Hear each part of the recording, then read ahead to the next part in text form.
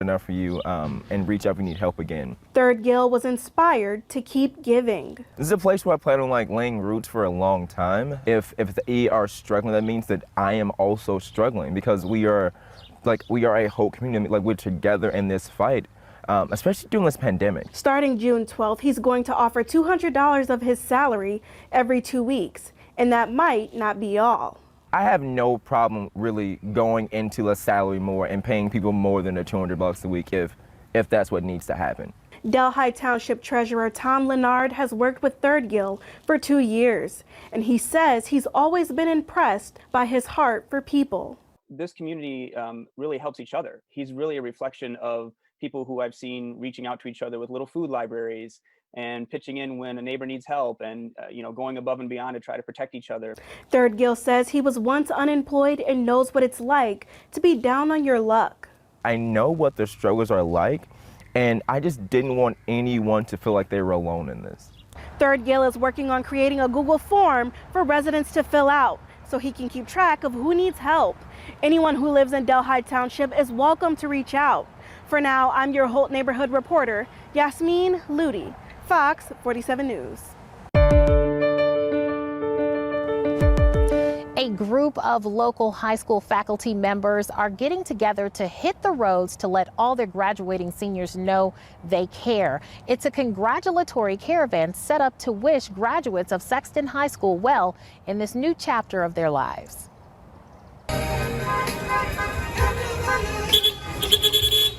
A caravan made up of cars and trucks is making its way through Lansing. The makeshift parade has about 15 vehicles, most of them decorated to congratulate graduating seniors. Mariah Brody is one of the seniors who got a special visit from this caravan. Brody says her senior year was not easy, but today's gesture goes a long way. It was kind of exciting. It was nice of them to support us because it's been a hard year, I'm not going to lie.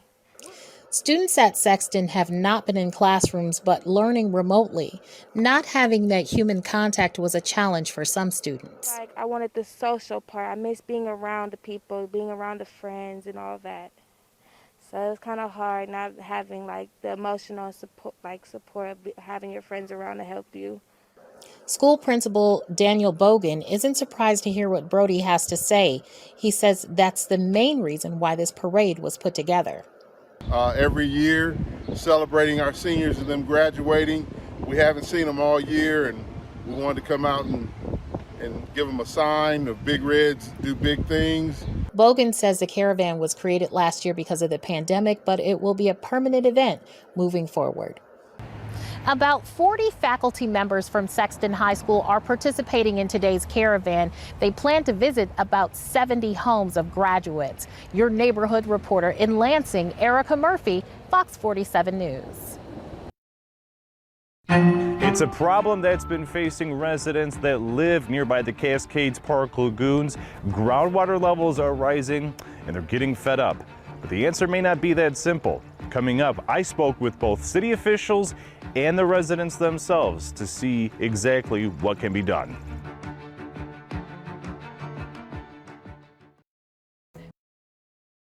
Welcome back. You're watching Fox 47 Morning News. Residents in Jackson are fed up with rising groundwater levels at Cascades Park lagoons. But as your neighborhood reporter, Joe Gebhardt, tells us, it may not be that easy to fix this problem. Groundwater levels at Cascades Park has been on the rise, causing flooded basements in nearby homes. Residents are getting fed up and they want answers, but it may not be that simple. Elaine Wolfbaker has lived in her Douglas Street home near Cascades Park on and off since she was a kid. There's been 4 generations of my family living in this house. So we're trying to keep this house going. We don't want it to fall apart anymore, but it's falling apart. If you look right down here, for instance, and over here, it's pulling up. It's pulling up and it's pulling away from the floor. And it's just a little bit right now, right here, but I'm worried that when it pulls up more, that these might, start to fall apart. Elaine, who moved back to the home full-time in 2014, is now part of the neighborhood group Fix the Lagoons. We're all having problems similar to this, where our floors are separating. If you look in back of you, right over here, you can see there's quite a big gap there, maybe 2 or 3 inches. And then it's really slanting down now. It's because of the porch failure, and the porch is sinking. It's slanting down. Both city and county officials came together to study what is causing the flooding near Douglas, Southwest Ave, and Kibbe roads. Well, we take the residents' concerns very seriously. And in fact, there is a long history of issues, I believe since the early 2000s, reports of high groundwater levels in the area of concern. What we wanted to do is take a holistic look at the entire Sparks Park area, Cascades Falls area, to try to understand the influences on water flows through the area, both on the surface but also underground. Bolt says they are gathering data right now.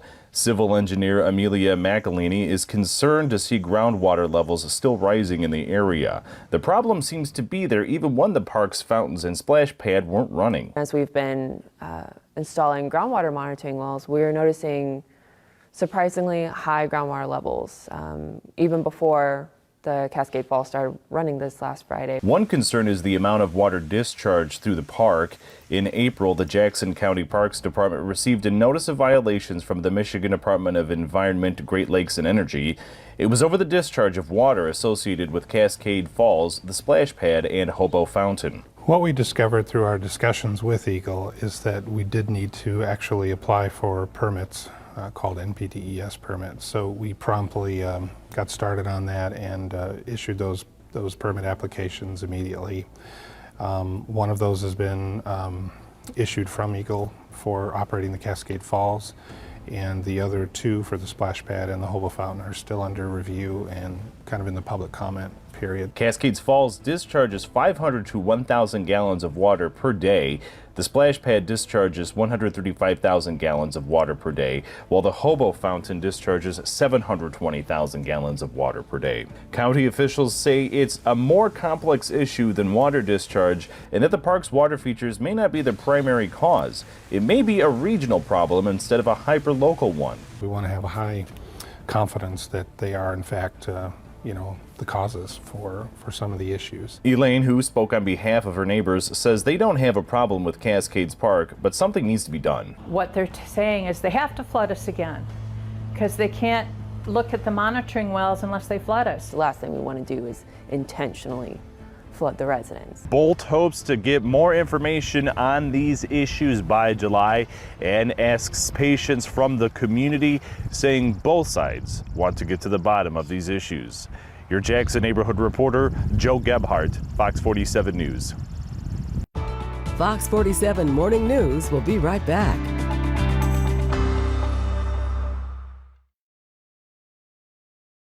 Coming up next, Bob and Deb are back with another Morning Blend.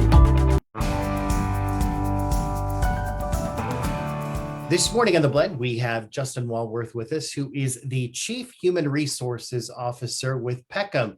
Good morning, Justin. Morning, Bob. How are you? I'm good. So give us a quick overview of what Peckham is all about. Yeah, so Peckham is a vocational rehabilitation program. So we're a nonprofit here in the Lansing area. We've got locations around the state and around the country.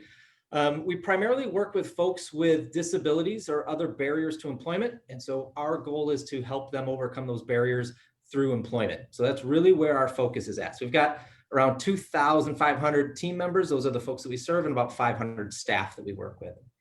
So May is Mental Health Awareness Month. So tell us some things Peckham does to encourage mental health.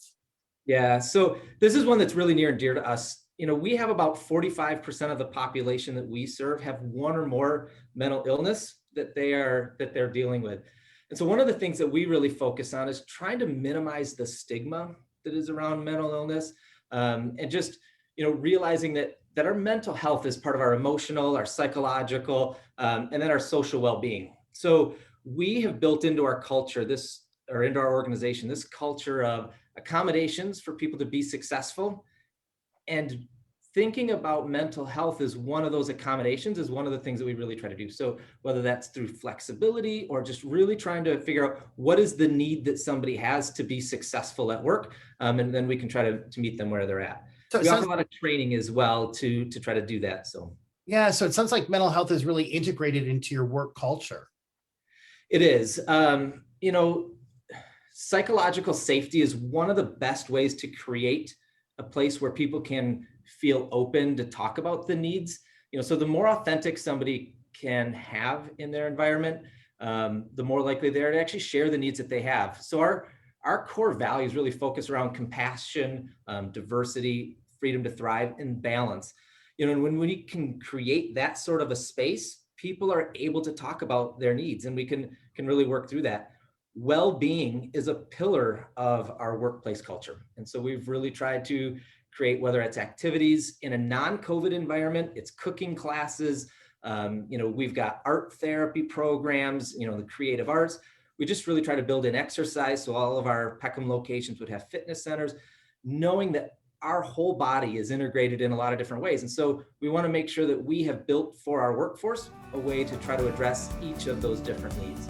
We also really try to touch, how can we bring this into the community, right? So how do we take the things that we're doing here and really reach out into our communities, whether that's through trainings and other opportunities as well.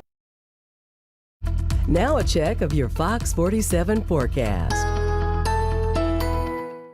All right, Mid-Michigan, as we get you set for this Thursday, know that there's going to be a little bit of additional cloud cover around this morning, depending on how early you leave. And you may even see a bit of patchy fog, but then we're going to clear all that out and work towards plenty of sunshine, I think even by your lunch hour, and hold on to that for the rest of the day with winds pretty calm, picking up to be mostly out of the west throughout the afternoon and evening.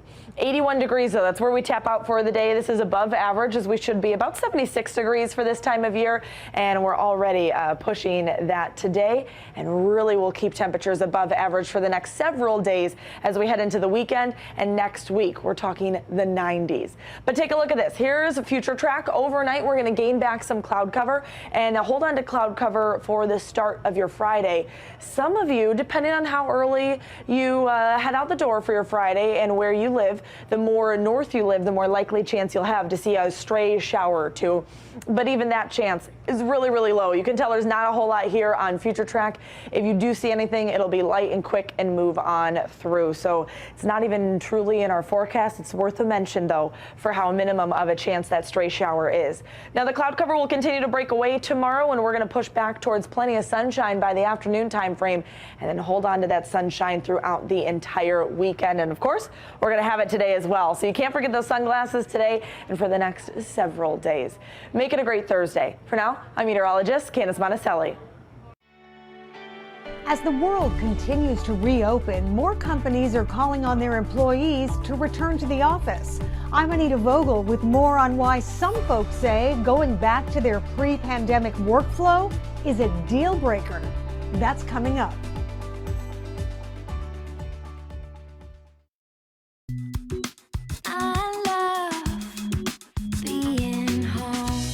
It all starts with the right house. That's where we come in. New team, same players. Choose Howard Hanna Real Estate Executives. Get super fast internet for less than Comcast. For just $29.99 a month, WOW has the speed. The speed of, the speed of yes! Act now for our best deal of the year. Internet 200 for just $29.99 a month plus $50 on us. My father needed Social Security disability. With his bad back, he couldn't work. But these days, too many people are denied the benefits they need. One of my proudest moments was winning my dad's disability case. If it's your loved one or you who can't work, we want to help. From applying to appealing, we help you every step of the way. Call 888-777-7777. Levine Benjamin. There's no fee unless you win. The Holt & Diamondale Insurance Agency works with all of its clients, like the Howard Hanna Real Estate Executives, to protect your risks. Auto owners insurance provides flexible coverage for personal, professional, and farm insurance needs. Call your hometown team today. Your paycheck can be gone before you know it. We're here to help save your hard-earned wages. Discovering deals that are too good to be true, shining a light on scams meant to rip you off, showing simple changes that can lead to big savings. Watch Don't Waste Your Money with John Matarese tonight on Fox 47 News at 10. Stories from the heart of mid-Michigan. This is Fox 47 Morning News. Welcome back to Fox 47 Morning News. It is our last half hour, so we're going to start things with more headlines from your neighborhood. Here are your top stories. Michigan House members voted 62 to 47 Wednesday in favor of a bill to ban the use of government-sanctioned vaccine passports in publicly funded entities like courthouses. The sponsor of the COVID-19 Vaccination Privacy Act, State Rep Sue Aller, telling Action News this bill is about protecting civil liberties. Obtaining a vaccine is definitely a personal choice. I don't believe an individual should have to show that they've had a vaccine in order to go about their daily activities. Texas, Florida, Idaho, and Arizona have all banned the use of vaccine passports in some form. Meanwhile, in New York, the country's first government-issued vaccine passport, the Excelsior Pass, has now been downloaded more than 1 million times. It's essentially a QR code with your vaccine status on it. A Gallup poll from last month shows 57% of Americans favor the idea of proof of vaccination for airplane travel, with 43% saying they oppose it. 55% favor vaccine passports for entry to large events like concerts, compared to 45% opposed. Critics of Michigan's House measure say Republicans are wasting time by banning something that doesn't currently exist. Supporters of the bill say they're concerned that one day the governor may opt to use such passports. For decades, schools in Michigan have required proof of vaccinations for certain illnesses, including polio, mumps, measles, and chickenpox, just to name a few. But parents can get a waiver to be exempt in certain cases. Jen Shantz for Fox 47 News.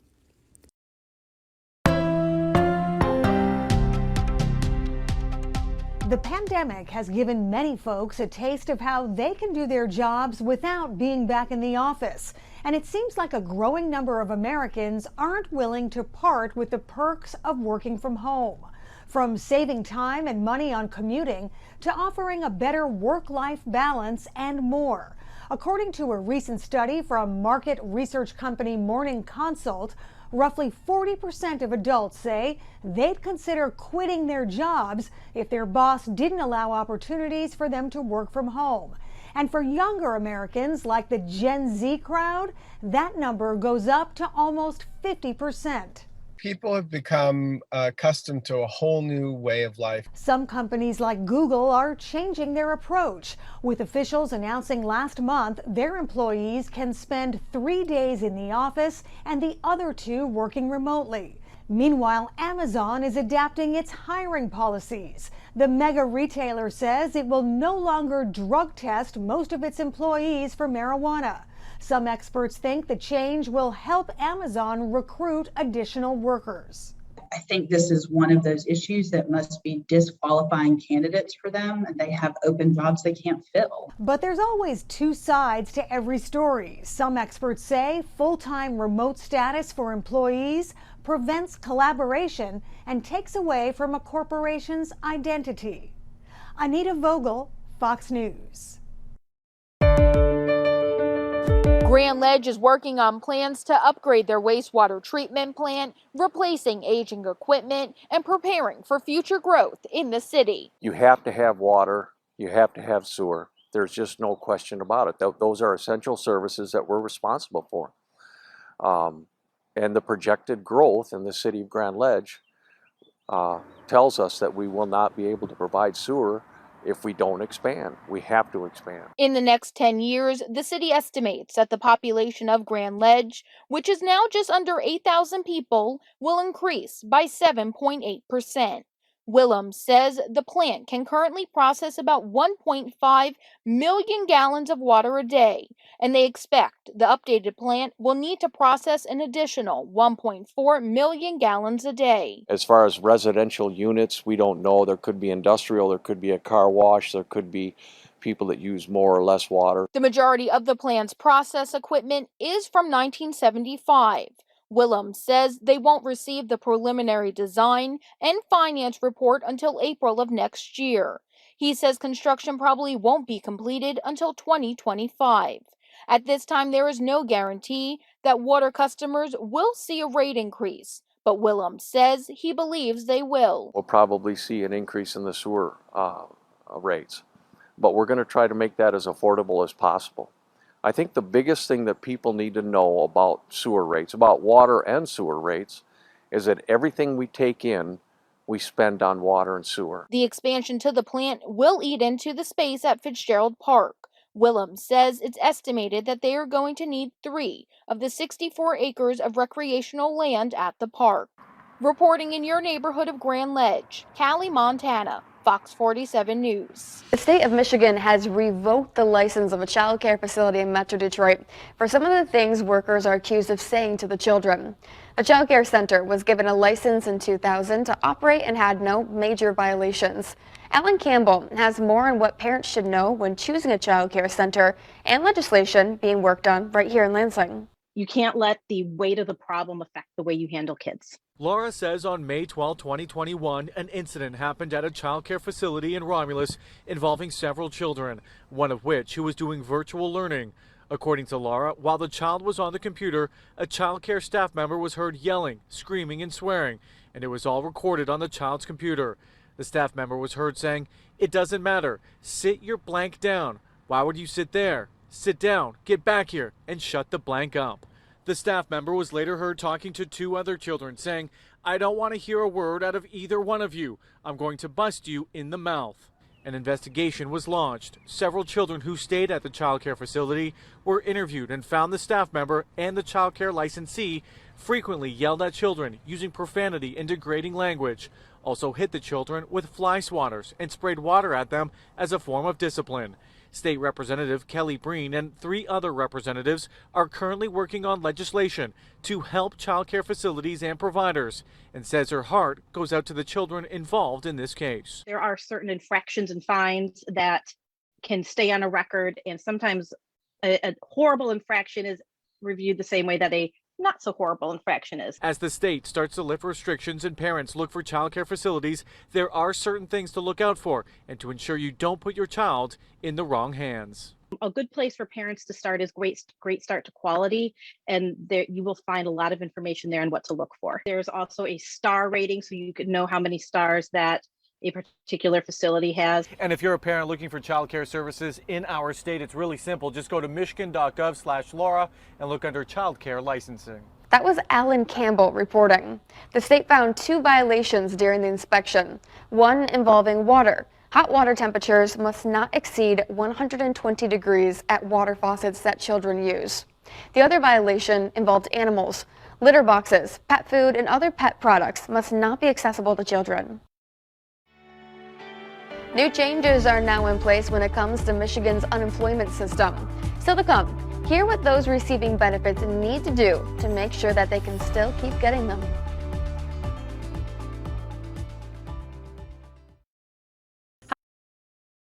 Welcome back. You're watching Fox 47 Morning News. Right now, there are almost 250,000 people in our state that are unemployed. And starting this week, those who are getting benefits need to prove that they are looking for work. As Ryan Cummings from our sister station tells us, if you're one of those people, you will need to document everything. Because if you make a mistake, there's a chance that you will not get those benefits.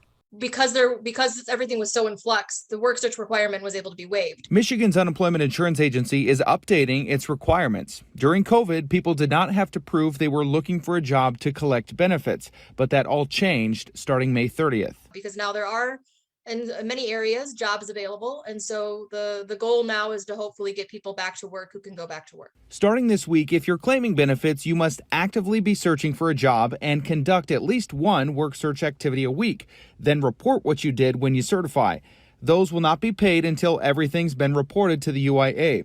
Rachel Cole has been an unemployment advocate for more than 7 years, directing the Workers' Rights Clinic at the University of Michigan Law School. But most people that are trying to go back to work are trying to find that next job, and they're applying to anything that looks within the realm of something that they're interested in doing and have the capability of doing. You'll need specific details about the search when submitting to the UIA. The date of contact, which has to fall within your certification week, the activity like submitting an application and attending a job fair, name of the employer or online employment service, their address or website, and how you contacted them, whether in person or by phone or email. The agency can ask you to verify your submissions anytime. If they're inaccurate or incomplete, you may have to pay benefits back. Also, make sure to save all your emails or documents for proof. The agency recommends that you keep records for up to 2 years. I recommend you keep them up to 6. The agency may or may not have the ability to go back and look at it and then assess you later, much later in time after that. A waiver may be granted for certain COVID-19 reasons. If your child is learning remotely because school is closed, you can't work due to allowable COVID-19 reasons, or if you're self-employed receiving pandemic unemployment assistance. And if you're still on the job with hours reduced, you may qualify as well. Because if the employer wants to keep you and believes that they're going to be able to return you to full-time work, they can fill out a waiver for you on your behalf. And that waiver will apply for you so that you don't have to look for additional work and you can just keep collecting underemployment. You have to apply for the waiver before certifying, and you'll be notified right away whether it's granted. The biggest advice Cole offers is be truthful. If you're filing false information, that's fraud. The agency would then have to charge you with fraud, and then you'd have to pay back every single dollar that you've ever gotten from unemployment benefits, and there's also a penalty involved as well. I'm Ryan Cummings, Fox 47 News. Governor Gretchen Whitmer says about 865,000 homes in Michigan do not have reliable high-speed internet. She's now taking action to help change that by creating the Michigan High-Speed Internet Office. Kim Russell was at the announcement and has more on the governor's plan. I didn't realize how important it was until this year. Zaria Liggins is an ambitious student at Cass Tech High School about to graduate. She says a lack of reliable high-speed internet has made preparing for college during a pandemic a challenge. I am very nervous that I kind of missed out on a lot that I could have gained as well this year in terms of research and everything. She shared her story at the Boys and Girls Clubs of Southeastern Michigan location on Tireman in Detroit. Then Governor Gretchen Whitmer signed a directive establishing the Michigan High-Speed Internet Office. 1 in 4 Michigan families do not have a connection that meets their needs, and that's just not acceptable. The office aims to bring together people in different branches of government, working to expand internet access, work on public-private partnerships, and ensure that Michigan is accessing all the federal dollars available for expanding internet access. This office represents an opportunity for Michigan to take full advantage of the biggest opportunity to expand access to the internet since the internet was invented. Michigan has received hundreds of millions of dollars in federal funding that leaders say will be used to expand internet everywhere from urban communities to rural communities, helping farmers use technology to grow crops. So using modern technology, our farmers are able to bolster their production, produce more food. Chasing this goal is going to create thousands of good paying jobs. The governor's office has more than $2.5 billion in potential economic benefit is left unrealized each year due to the digital divide. Zaria Liggins says she sees the internet as a tool to reach her full potential. So